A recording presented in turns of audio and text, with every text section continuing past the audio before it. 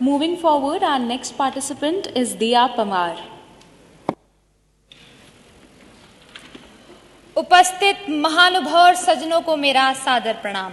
मैं दिया पवार, जिला सहारनपुर, संविधान के 75 वर्ष अधिकारों और कर्तव्यों और प्रगति की यात्रा पर अपना वक्तव्य प्रस्तुत करना चाहूंगी। न्याय की ज्योति, समता का सार, कर्तव्यों का अधिकारों संग अंगीकार, लोकतंत्र की अमर पहचान, ये है भारत का संविधान।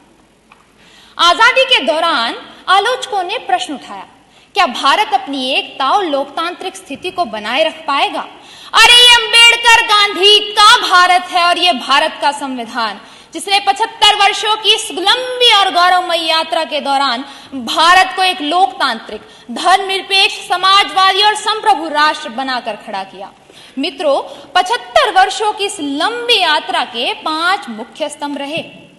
पहला, लोकतांत्रिक सुदृढ़ीकरण, जिसमें निष्पक्ष चुनाव, मजबूत कार्यपालिका द्वारा नीति निर्माण और मजबूत प्रशासन, पंचायती राज में पारदर्शिता, महिला, दलित और पिछड़ों की भागीदारी ने लोकतंत्र को मजबूत बनाया।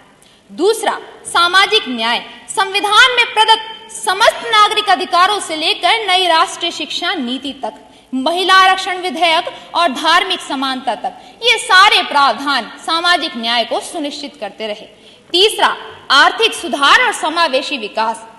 स्वतंत्र भारत में आर्थिक सुधारों के मुख्य 3 चरण रहे, जो समाजवादी योजनाओं से होते हुए, उदारीकरण से होते हुए वैश्वीकरण तक पहुंचे, जिसमें विमुद्रीकरण, जीएसटी का लागू होना, स्टार्टअप इंडिया, मेकअप इंडिया और इंफ्रास्ट्रक्चर का सुधार आदि उल्लेखनीय है।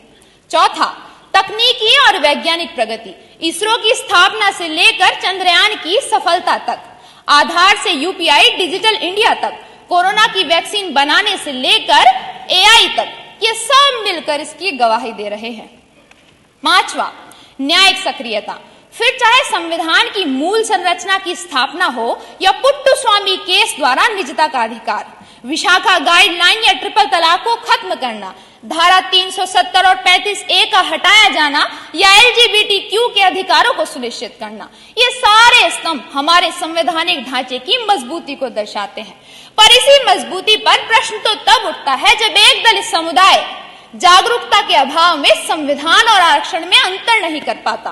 तब समझ आता है कि प्रगति की राह में बहुत सी कमियां और चुनौतियों से निपटना बाकी है। तब आवश्यकता होती है अपने कर्तव्यों को अपने अधिकारों से ऊंचा स्थान देकर एक अधिक सशक्त, जागरूक, न्यायपूर्ण और समतापूर्ण राष्ट्र का निर्माण करते हुए इस प्रगति की यात्रा को शताब्दी तक ले जाना। धन्यवाद।